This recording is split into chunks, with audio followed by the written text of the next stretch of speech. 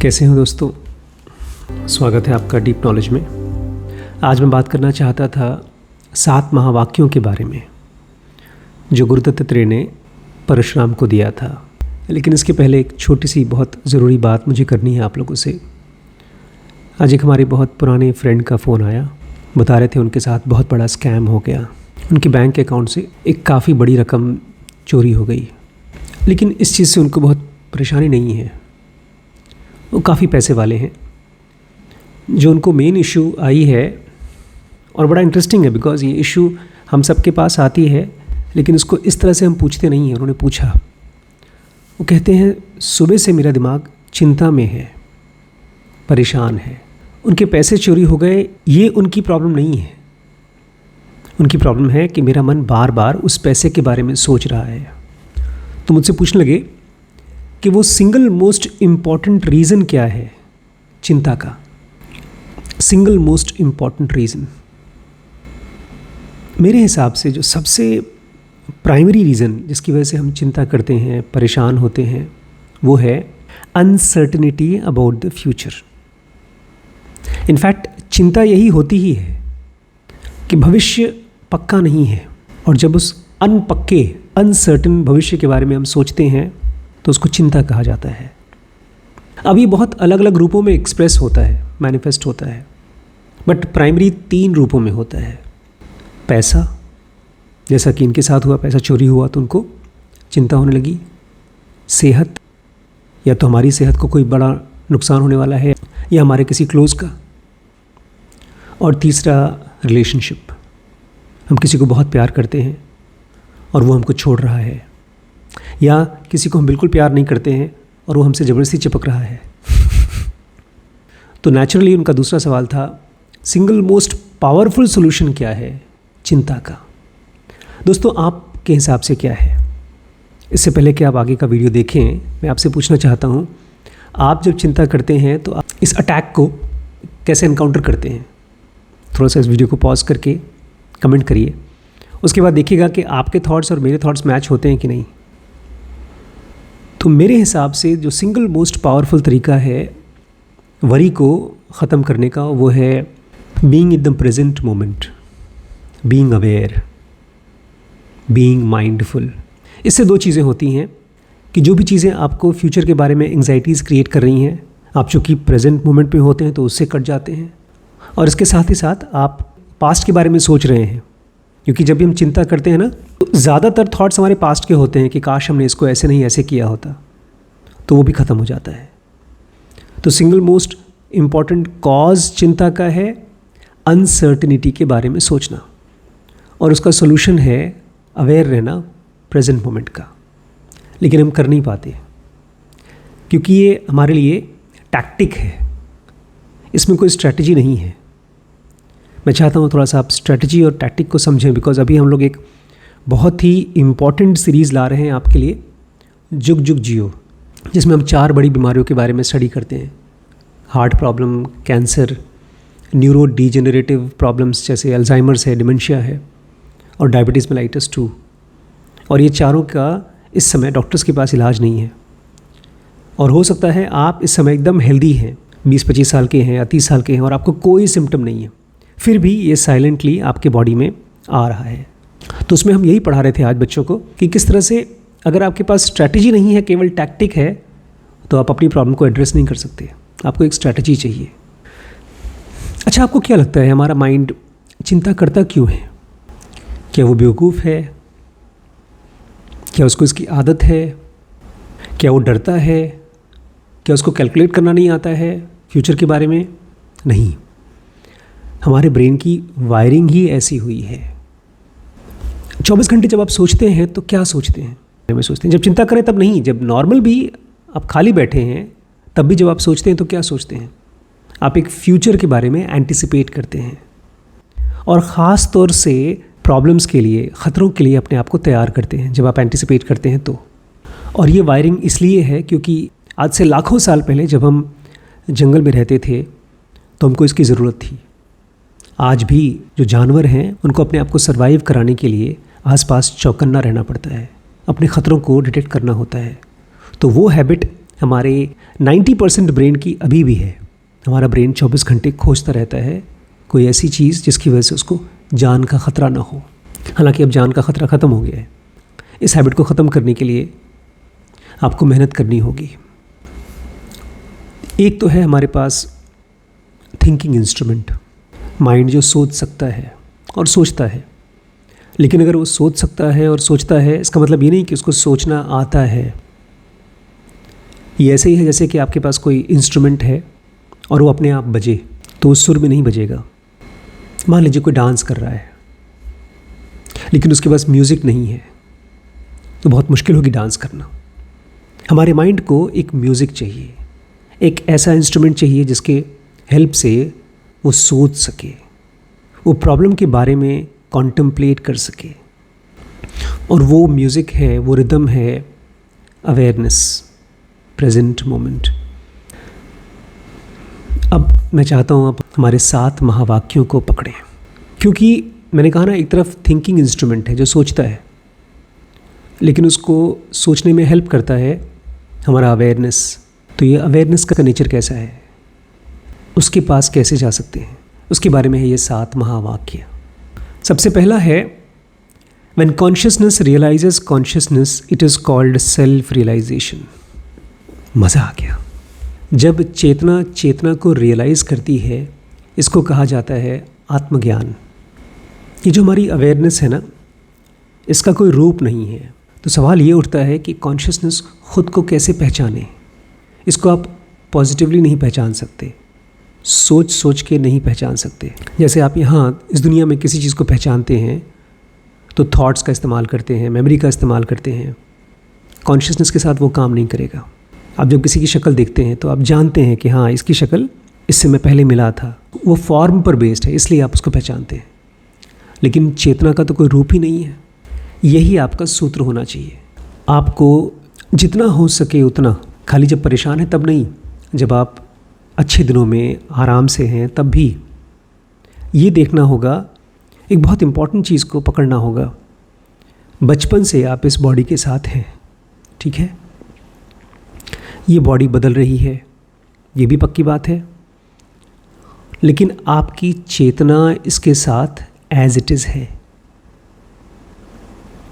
थोड़ा सा आंख बंद करिए और अपने बारे में सोचने की कोशिश करिए। जब आप बचपन में थे, जब से आपके पास होश आया तब से, या कुछ साल पहले, कुछ महीने पहले, इन सभी टाइम फ्रेम में बॉडी तो बदलती रही, लेकिन आपकी चेतना में क्या ट्रांसफॉर्मेशन आया। अगर आप बॉडी को साइड रख पाएँ, आप ये कह सकें कि नहीं, ये बॉडी कॉन्शियसनेस है, मेरा माइंड मेरी बॉडी के साथ कनेक्टेड है, ये एक बात है। लेकिन इसके साथ साथ एक सॉफ्ट स्टेट, एक ऐसी स्टेट जिसको हम चेतना कहते हैं, वो भी थी, है। उसका रूप कैसा है? नहीं, रूप नहीं, उसका एहसास कैसा है? पहला महावाक्य है, when consciousness realizes consciousness it is called self realization. अगर आप इसी समय आँख बंद करें और अपने आप को पास्ट में जाकर देखने की कोशिश करें, अभी 10 मिनट पास्ट में कोई आवाज़ आ रही है आपके कमरे में, कोई भी आवाज़, कुछ सेकंड पहले की आवाज़, या हो सकता है 1 घंटे पहले की कोई बात आपको याद आए, उस सब का सब चलता है कॉन्शियसनेस में। उन चीज़ों को छोड़कर जब आप कॉन्शियसनेस के साथ रहना चाहेंगे, तब ये सूत्र सफल हो जाएगा, आपके लिए सच हो जाएगा। When consciousness realizes consciousness, it is called self realization. जब चेतना चेतना को रियलाइज़ करती है तो उसको आत्मज्ञान कहते हैं। देखिए, पता है, नॉर्मली हम सबकी चेतना अपने बारे में अवेयर तो होती है, लेकिन अपने आप को पहचानती नहीं है, क्योंकि हमारे आँखों के सामने 24 घंटे जब हम देखते हैं कोई चीज़ तब भी, और जब आँखें बंद होती हैं तब भी केवल रूप है, फॉर्म्स है। और मैं फिर से रिपीट करूँगा, हमारी चेतना का कोई रूप नहीं होता। इसलिए आंखें बंद करके या आँख खोल कर या अपनी आंखें थोड़ी सी बंद करके कोशिश करिए कि शरीर और उससे रिलेटेड विचार आप साइड रख सकें। इसमें सबसे ज़्यादा मदद करता है हमारी श्वास का रूप और हमारी कॉन्शियसनेस का रूप काफ़ी नज़दीक है। श्वास को हम फील कर सकते हैं और अपनी चेतना को भी फील कर सकते हैं। सांस भी 24 घंटे यहीं होती है, हमारी चेतना भी यहीं होती है। अगर आप अपनी सांस के साथ रह पाएंगे तो आपके मन में जो सभी चीज़ों का थॉट्स चलता है, हर चीज़ आप जान रहे हैं, इसको बोलते हैं नोइंगनेस, वो ख़त्म हो जाएगा। जैसे गहरी नींद में नोइंगनेस ख़त्म हो जाता है, चीज़ों का थॉट ख़त्म हो जाता है, ऐसे ही जब आप जग रहे हैं और आप अपनी बॉडी के और बॉडी से रिलेटेड थॉट्स को साइड रख पाएंगे तो नोइंगनेस ख़त्म हो जाता है। और जब ये चीज़ आप 1 दिन, 2 दिन, 4 दिन, 10 दिन, कुछ दिन कर पाएंगे कि बॉडी को साइड रख पाए, उससे रिलेटेड थॉट्स को साइड रख पाए और अपनी सांस के साथ या अपनी बॉडी के साथ रह पाए, तो चेतना धीरे धीरे इस बॉडी को भूलना शुरू कर देगी। जो थॉट्स आ रहे हैं उनसे भी अलग हो जाएगी और इसी से समाधि की शुरुआत होती है। पहला महावाक्य पूरा का पूरा ध्यान है, एक पूरा प्रैक्टिकल प्रोसीजर है। आपकी एक अवेयरनेस है, एक कॉन्शियसनेस है, उसको अपने साथ रहना है बिना किसी ऑब्जेक्ट के, बिना किसी थॉट के। अब आप थॉट्स के साथ फाइट नहीं कर सकते, आप अपनी बॉडी से फाइट नहीं कर सकते, लेकिन आप बहुत प्यार से जो चीज़ थॉट नहीं है उसके पास आ सकते हैं। सांस और अपनी बॉडी में होने का एहसास, इसको प्रैक्टिस चाहिए दोस्तों। नेक्स्ट महावाक्य बहुत ही सिंपल है। Consciousness is by nature universal.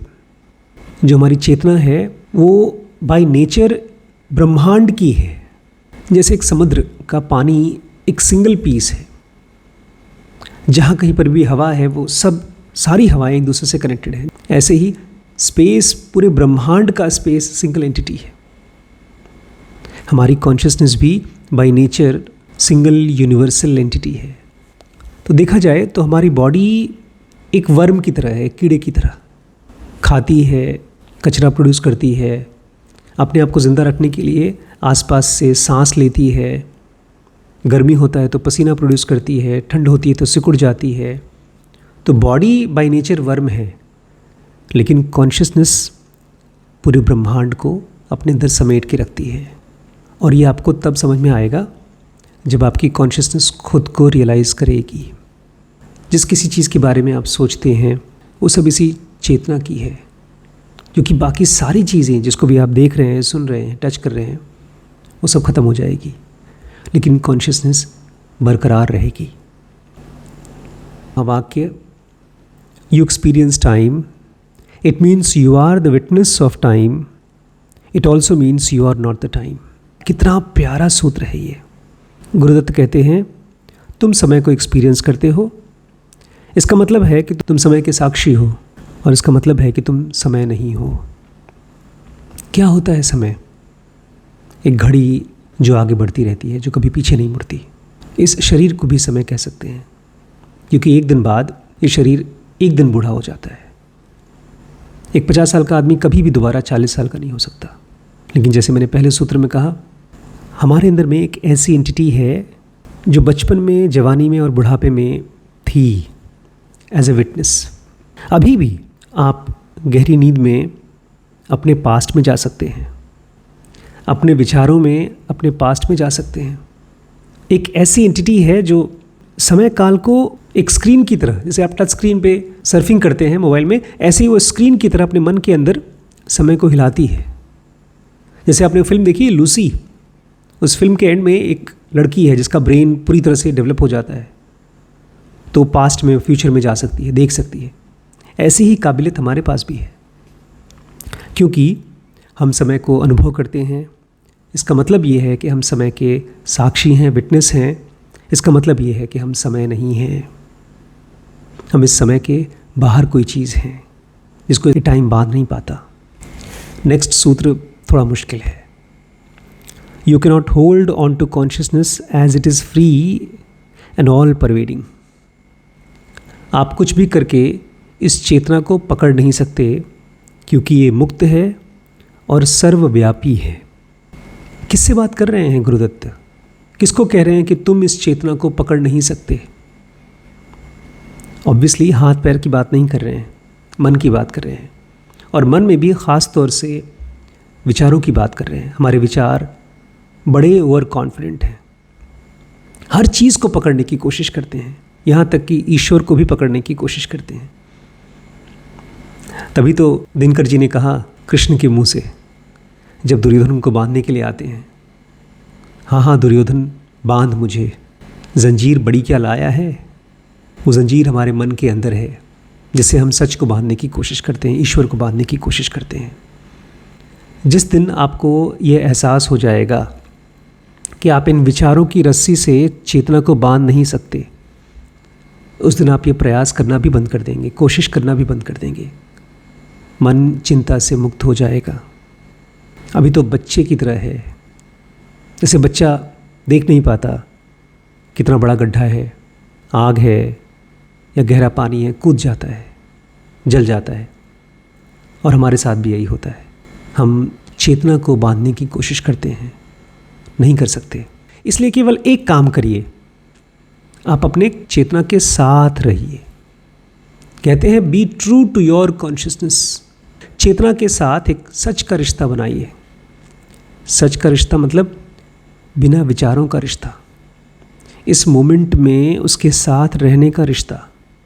अगर आप चेतना को सरेंडर कर सकें तो वही ईश्वर का दरवाज़ा खोलता है। अगला सूत्र बहुत कंप्लीट है। ये वाक्य अपने आप में सब कुछ है। गुरुदत्त पूछते हैं, इनफैक्ट सोचने के लिए मजबूर करते हैं हमको, परशुराम को भी, what is the sum total of our spirituality? हमारे आध्यात्म का सारांश क्या है, सम टोटल क्या है? उसको अगर जोड़ देंगे तो क्या निकलेगा? यहाँ पर भी मैं आपसे रिक्वेस्ट करूँगा, आप पॉज करिए और थोड़ी देर के लिए सोचिए। वॉक करके आइए या बैठ करके सांस पे ध्यान दीजिए और एक सेंटेंस निकालिए अपने मन में से और फिर उसको लिखिए। यहाँ क्वेश्चन ये लीजिएगा अपने मन में, what is the sum total of our spirituality? हमारी आध्यात्मिक यात्रा का सारांश क्या है, सम टोटल क्या है?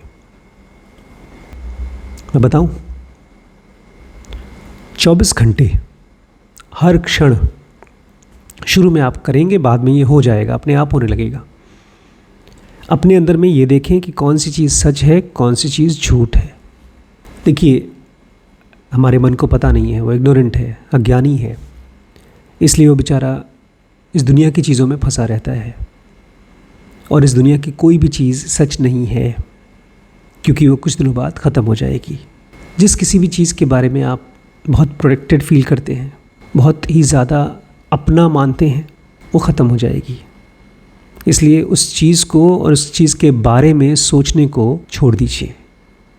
लेकिन ये तभी पॉसिबल होगा जब आप पूछेंगे, अपने अंदर में पूछेंगे, क्या चीज़ है जो सच है और कौन सी चीज़ सच के दायरे से बाहर है। और जो चीज़ सच नहीं है, आप उसको निकाल कर अपने मन के अलमारी में से बाहर फेंकते हैं। मतलब उसके बारे में सोचें ना, उस पर अपना दिमाग खर्च ना करें। केवल एक सूत्र ये वाला अगर आप बार बार अपने आप से पूछते हैं तो आपकी अंदर की प्रोसेस है ऑब्जर्वेशन का, मेडिटेशन का, उसकी स्पीड बहुत बहुत तेज़ हो जाएगी। और लास्ट तो बहुत ही गहरा सूत्र है, who will inherit what the knowingness does. Inherit का मतलब होता है मालिक बनना। गुरुदत्त पूछ रहे हैं कि एक तो हमारा शरीर है, वो जो कुछ भी करता है हमारा मन उसको इनहेरिट करता है, उसकी मेमोरी बना करके हमको स्टोर कर देता है। जब हम उसके बारे में कुछ सोचना चाहते हैं तो उसको रिप्ले करता है। तो हमारे शरीर को तो हमारा मन इनहेरिट करता है, उसका मालिक है। और जो कुछ हमारा मन करता है उसका मालिक कौन है? उसका मालिक है अवेयरनेस, प्योर अवेयरनेस। यहाँ तक तो आप मेरे साथ हैं। अब इसके आगे की बात सुनिए। जो चीज़ प्योर अवेयरनेस करती है उसका मालिक कौन है? वो है परम, जो हर चीज़ जानती है और वो हर चीज़ की मालिक है। क्या कहना चाहते हैं गुरुदत्त? वो कह रहे हैं सबसे गहरी आवाज़ है मौन। शरीर खूब आवाज़ प्रोड्यूस करता है, कोई बात नहीं, उसको मन विचारों के रूप में स्टोर कर लेता है। विचारों का अपना रूप है, वो अपने आप में ही आवाज़ है, उसको हमारा अवेयरनेस समझ लेता है। जो जिसको समझता है उसका मालिक हो गया। लेकिन हमारी अवेयरनेस का मालिक कौन है? ये महावाक्य हैं।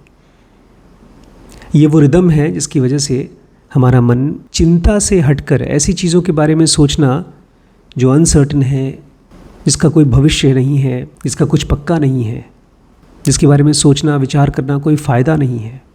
आप कितना भी सोच लें अपने चोरी किए हुए पैसे के बारे में, या अपने बीमार शरीर के बारे में, या एक ऐसे रिश्ते के बारे में जो टूट रहा है, टूट जाएगा या टूट चुका है, उससे कोई फ़ायदा नहीं। इन विचारों को अगर किसी चीज़ में यूज़ ही करना है तो इन महावाक्यों में करें। एक बार इनको लिख लें और उसको मन ही मन रिपीट करके देखें कि मन कैसे उसको ले पा रहा है। मैं फिर से इन 7 वाक्यों को रिपीट करूँगा। When consciousness realizes consciousness, it is called self-realization। जब चेतना चेतना को रियलाइज़ करती है तो उसको आत्मज्ञान कहते हैं। Consciousness by nature is universal. चेतना स्वभाव से ब्रह्मांड की होती है, उसका विस्तार अनंत है। You experience time, you witness time, so you are not the time. हम समय को अनुभव करते हैं, हम ही समय के साक्षी हैं, इसका मतलब हम समय नहीं हैं। You can't hold on to your consciousness, it's all pervading. आपके विचार, आप यानी आपके विचार चेतना को, परम चेतना को पकड़ नहीं सकते, क्योंकि वो दूर दूर तक फैली हुई है। अगला सूत्र है what is the sum total of your spirituality. आपके आध्यात्म का सारांश क्या है? और इसका उत्तर है to find the truth and untruth about us. अपने बारे में क्या सच है और कौन सी चीज़ झूठ है, इसको पहचानना। और लास्ट सूत्र मैंने कहा था who will inherit what the knowingness does. कि शरीर जो कुछ करता है उसको मन संभाल लेता है, मन जो कुछ भी करता है उसको अवेयरनेस उसको समझ जाती है। लेकिन कौन समझेगा, कौन जानेगा, कौन मालिक होगा हमारी अवेयरनेस का, ये सोचिए और उसमें बह जाइए। लेकिन एक सूत्र और है अगर आप मेरे साथ हैं तो, और ये बड़ा एक्टिव सूत्र है। इस सूत्र को कृष्णमूर्ति कहा करते थे बीइंग एक्टिवली पैसिव और being passively active. Consciousness is a non doer. हमारी चेतना अकर्ता है, वो रहती तो है लेकिन कुछ करती नहीं है। Consciousness is a non doer. जो भी एक्टिविटी आपके हाथों से होती है उसकी एक छाप आपके मन में मेमोरी के रूप में स्टोर हो जाती है, लेकिन बाद में वो गूंजती है। जैसे कमरे में आवाज़ गूंजती है, खाली कमरे में, ऐसे हमारे मन में आवाज़ गूंजती है एक्टिविटी की। कोई अच्छी चीज़ हो जाती है तो हम खुश होते हैं, मन ही मन गुदगुदी होती है। हमसे कोई अगर दुर्घटना हो जाती है तो हम गिल्टी फील करते हैं। ईको है, मन का ईको है। कॉन्शियसनेस को इससे कोई फ़र्क नहीं पड़ता। चेतना अकर्ता है। इन 7 महासूत्रों को लिखिएगा, अपनी जेब में रखिएगा, कम से कम अगले 20 दिन के लिए। भूल जाएं तो वापस आइएगा, इस वीडियो को ध्यान से देखिएगा। अगर ये पूरी सीरीज़ देखनी है तो हमारे वेबसाइट dkbrains.com पे आपका स्वागत है। इसके अलावा अगर आप स्पिरिचुअल यात्रा पे खुद चलना चाहते हैं बिना किसी के ऊपर डिपेंडेंट होके, तो ज़ेनोवा बेसिक एडवांस कोर्स आपके लिए है। ठीक है।